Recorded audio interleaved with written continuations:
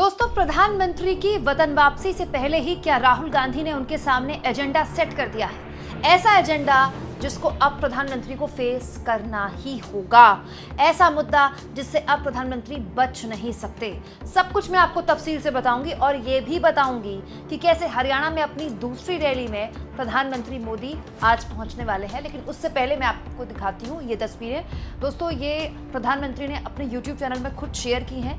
ये वीडियो प्रधानमंत्री मोदी के अमेरिकी दौरे को खत्म करने के बाद जब वो वतन वापसी कर रहे थे तब की है। ये कल देर रात प्रधानमंत्री पहुंच गए और प्रधानमंत्री जब आए तो कुछ इस तरह से उनका स्वागत हुआ। हालांकि मोदी जी की वतन वापसी की इस तरह की वीडियोस देखकर अब बड़ा दुख होता है दोस्तों, क्योंकि दोस्तों हमने मोदी जी के वतन वापसी में पिछले 10 सालों में स्वागत है भाई स्वागत है, मोदी जी का स्वागत है, नड्डा जी के कुछ इस तरह के नारों के साथ उनका स्वागत देखा है।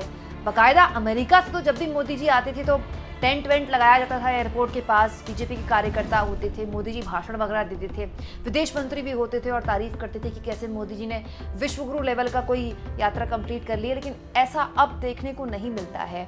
इनफैक्ट अब तो एयरपोर्ट में कुछ अधिकारी मोदी जी को रिसीव करने आते हैं। तो वक्त और हालात ऐसी चीजें दोस्तों सब बदल देती हैं। खैर छोड़िए, आज पे आता है क्योंकि आज बड़ा दिलचस्प, बहुत ही दिलचस्प दिन रहने वाला है, क्योंकि आज प्रधानमंत्री मोदी की हरियाणा में दूसरी रैली है। कहाँ? सोनीपत में।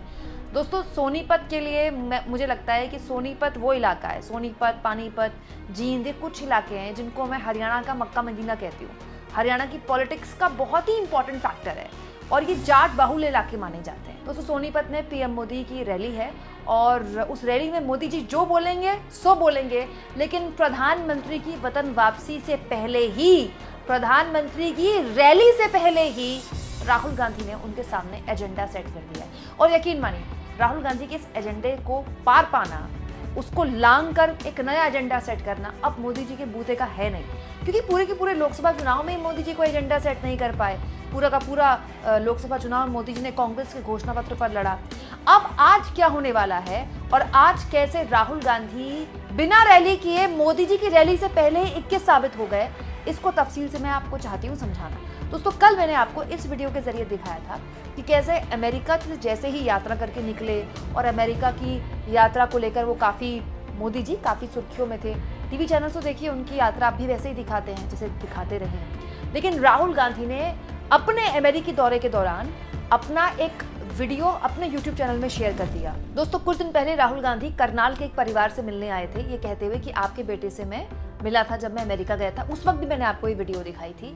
उसका पूरा डिटेल वीडियो राहुल गांधी ने अपने सोशल मीडिया में शेयर किया। दरअसल राहुल गांधी अपने अमेरिकी दौरे में अमेरिका में रह रहे उन हरियाणा के युवाओं से मिले जो वहीं फंस गए हैं डंकी के रास्ते, यानी कि बिना पेपर्स गलत तरीके से छुपते छुपाते ये लोग अमेरिका पहुंचे और उसके बाद अब वहाँ फंस गए हैं। ना वहाँ से भारत आ सकते हैं और ना भारत से कोई उनसे मिलने जा सकता है। उन्हें काम करने की इजाज़त है लेकिन बहुत मुश्किल हालात में वो लोग रहते हैं। उनसे राहुल गांधी ने मुलाकात की थी और राहुल गांधी ने वहाँ जाकर एक ऐसे मुद्दे को छुआ था दोस्तों हरियाणा में, जिस पर बीजेपी नीलबट्टा सन्नाटा है। मैं नीलबट्टा सन्नाटा क्यों बोल रही हूँ?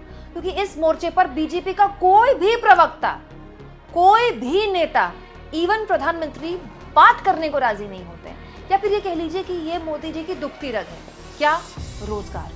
रोजगार भी ऐसा वैसा रोजगार नहीं कि देश में रोजगार की समस्या है। रोजगार और नौकरी की तलाश में डंकी के रास्ते गलत तरीके से हरियाणा के युवा कहाँ जा रहे हैं? अमेरिका जा रहे हैं, कनाडा जा रहे हैं, दुनिया के उन देशों में जा रहे हैं जहां पर उन्हें पता है कि अगर वो पकड़े गए तो उनके लिए मुश्किल हो सकती है। लेकिन उसके बावजूद भी वो जा रहे हैं क्योंकि उनको पता है कि यहाँ ब्याज में पैसा 35 लाख लेने के बाद भी हो सकता है कि डूब जाए, लेकिन वहाँ अगर 35 लाख ब्याज में लेकर छुप के गलत तरीके से जाएंगे, थोड़ा पैसा कमाकर परिवार वालों को भेज देंगे। तो प्रधानमंत्री का ना प्रचार करने का एक तरीका है, बड़ी बड़ी रैलियाँ, मोदी के नारे, फिर मोदी जी का आना, एक शॉट बनाया जाता है जिसमें से दिखाया जाता है कि रैली कितनी बड़ी है। हालांकि वो उस शॉट में भी तमाम तरह के झोल होते हैं, क्योंकि बड़ी आसानी से 500 लोगों की रैली में ऐसा शॉट मैं आपको बना कर दे सकती हूँ जिसमें आपको लगेगा कि 5 लाख लोगों की रैली है, 5 लाख लोगों की भीड़ है। उसमें भी झोल होते हैं, लेकिन फिर भी मोदी जी का एक स्टाइल है रैली करने का, बड़ी बड़ी रैलियाँ, खूब बड़ी जनसभा। लेकिन दोस्तों, हाल के दिनों में ना, खास तौर पर लोकसभा चुनाव के बाद और उस दौरान भी प्रचार का एक अलग तरीका भी एक तरह से शुरू हुआ है और मुझे लगता है राहुल गांधी उसमें काफ़ी आगे निकले हैं बाकी विपक्ष के नेताओं से भी, वो है सोशल मीडिया का बहुत बखूबी इस्तेमाल। दोस्तों राहुल गांधी अमेरिका गए, लेकिन अमेरिका जाकर अभी तक हरियाणा में उन्होंने एक भी रैली नहीं की है, लेकिन हरियाणा के उस मुद्दे को छू लिया जिस पर मोदी जी बात नहीं करेंगे। दोस्तों हरियाणा के जिस करनाल में जिन परिवार वालों से राहुल गांधी मिले हैं, ये वो इलाका है करनाल जहाँ से नायाब सिंह सैनी हरियाणा के मौजूदा मुख्यमंत्री इससे पहले एमएलए थे। मतलब वो चाहते थे वो यहीं से लड़े, बाद में उनकी पार्टी ने उनको वहाँ से टिकट नहीं दिया, फिर वो लाडवा से लड़े। ये वो इलाका है जहाँ पर आप कह सकते हैं कि ये मतलब वहाँ पर बहुत बुरी स्थिति है। हरियाणा के करनाल में बेसिकली ये जहाँ पर पंजाब का काफ़ी प्रभाव है, तो यहाँ पर बड़े स्तर पर जो युवा हैं पैसे ब्याज में ले लेकर धमकी के रास्ते, दोस्तों अगर वो पढ़े लिखे तो उनकी कोशिश होती है ILS या फिर TOEFL एक परीक्षा होती है उसको निकाल लें और जायज़ तरीके से विदेश में सेटल हो जाएं या फिर वहाँ नौकरी कर लें, अमेरिका चले जाएं, कनाडा चले जाएं। लेकिन अगर वो पढ़े लिखे नहीं हैं तो ब्याज में पैसा लेके डंकी के रास्ते चले जाएं। अब देखिए प्रधानमंत्री मोदी की रैली आज सोनीपत में है, वो अपनी तरह से लोगों के बीच होंगे, अपना एजेंडा सेट करेंगे। दोस्तों इससे पहले भी कुरुक्षेत्र में मोदी जी आ चुके हैं, लेकिन प्रधानमंत्री के सोनीपत आने से पहले ही, इनफैक्ट मैं तो कहूँगी अमेरिका से वतन वापसी करने से पहले ही राहुल गांधी ने एजेंडा सेट कर दिया।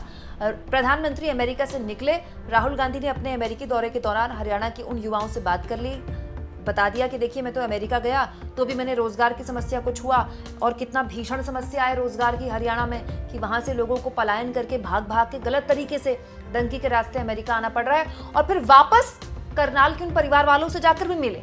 इस वीडियो में सब कुछ है, अगर आप चाहें तो इस वीडियो को तफसील से जाकर मेरे चैनल में भी देख सकते हैं, राहुल गांधी के चैनल में भी देख सकते हैं। और दोस्तों बहुत से लोगों को ये लगता है कि पंजाब और हरियाणा बहुत ही मतलब यहाँ तो हर घर में ऑडी खड़ी है, करोड़पतियों का ये राज्य है, ऐसा नहीं है। CMI का आंकड़ा बताता है कि देश भर में जो बेरोजगारी है उसमें हरियाणा नंबर 1 है। ये वो हरियाणा है जो एक वक्त में प्रति व्यक्ति आय में नंबर 1 हुआ करता था। हरियाणा समृद्ध है, इसमें कोई दो राय नहीं है, लेकिन हर घर में ऑडी नहीं खड़ी है और हर घर में आप ये नहीं कह सकते कि हर किसी के पास ज़मीन है। एक बहुत बड़ा वर्ग है हरियाणा में, पंजाब में, जो करोड़पति किसान आप उन्हें कह सकते हैं, समृद्ध किसान कह सकते हैं, लेकिन हर कोई इतना सक्षम नहीं है। और राहुल गांधी की इस वीडियो में हरियाणा की उस सच्चाई से हरियाणा के लोगों को रूबरू करवाया गया और यही राहुल गांधी का एजेंडा है। अब इससे ठीक मिलता मिलता प्रियंका गांधी ने कल एक ट्वीट किया, उसको लेकर भी मैंने कल आपको एक वीडियो दिखाई। हरियाणा इलेक्शंस पर बहुत ही बारीक नजर में रख रही हूँ दोस्तों, पल पल की जानकारी अगर आपको हरियाणा इलेक्शन की लेनी है तो आप मेरा चैनल फॉलो करिए। अब प्रियंका गांधी ने भी एग्जैक्टली इसी अपने इस ट्वीट में हरियाणा के रोजगार का जिक्र किया, हरियाणा में बेरोजगारी कितनी बड़ी समस्या है उसी का जिक्र किया।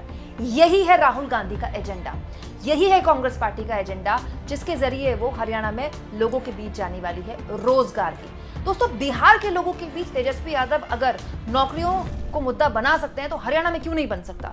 और नौकरियां तो इस देश में मुद्दा है कि लोकसभा चुनाव में साबित हो गया ना, तभी तो चुनाव जीतने के बाद मोदी जी को अपने पहले बजट में रोजगार रोजगार बेरोजगारी बेरोजगारी इस तरह के शब्दों का इस्तेमाल करना पड़ा और बाकायदा इंटर्नशिप प्रोग्राम मोदी सरकार ले आई अपने बजट में, क्योंकि सरकार मानती है कि रोजगार एक समस्या है।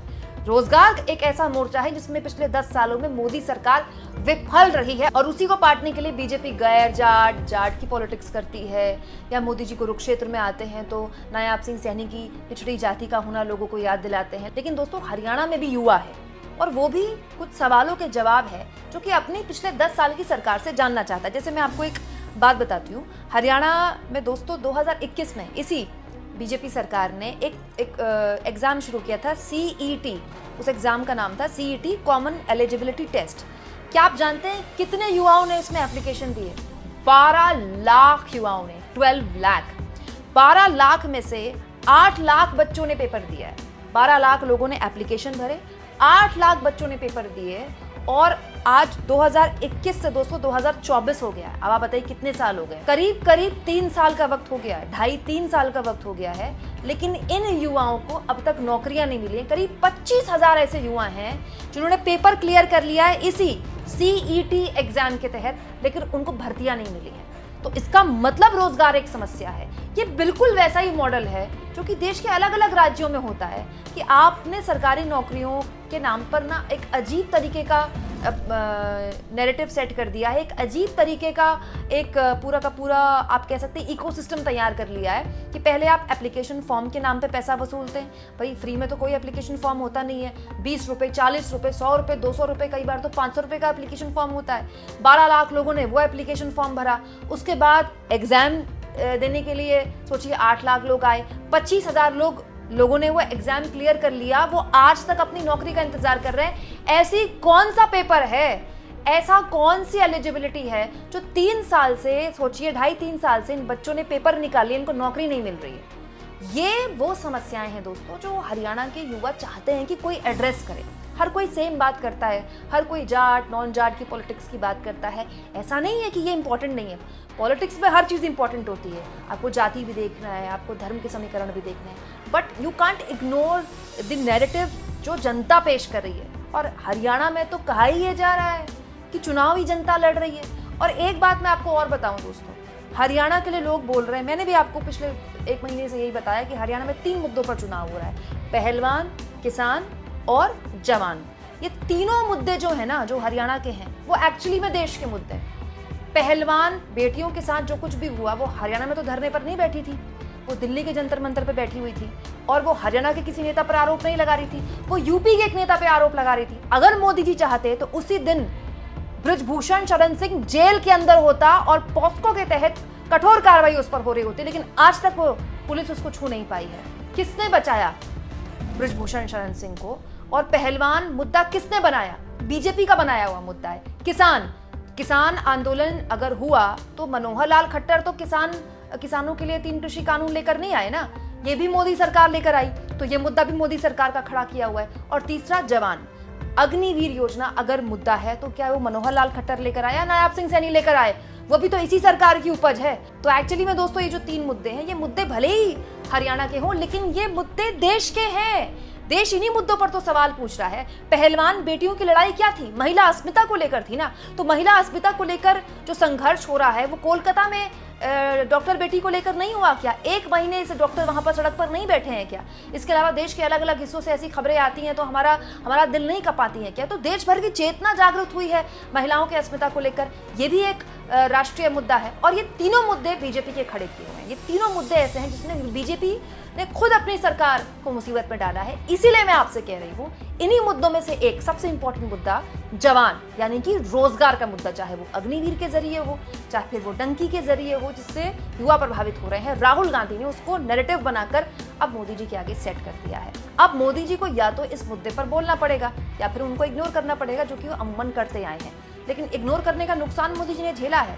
क्या वो ये मानते हैं कि हरियाणा में भी ये नुकसान झेलने के लिए बीजेपी तैयार है? दोस्तों कमेंट बॉक्स में जरूर लिखें और जितना हो सके चैनल को शेयर करें, सब्सक्राइब करें और थैंक्स फॉर ज्वाइन। ये 2 ऑप्शन हैं जिसके जरिए आर्थिक तौर पर भी आप चैनल की हाथ मजबूत कर सकते हैं।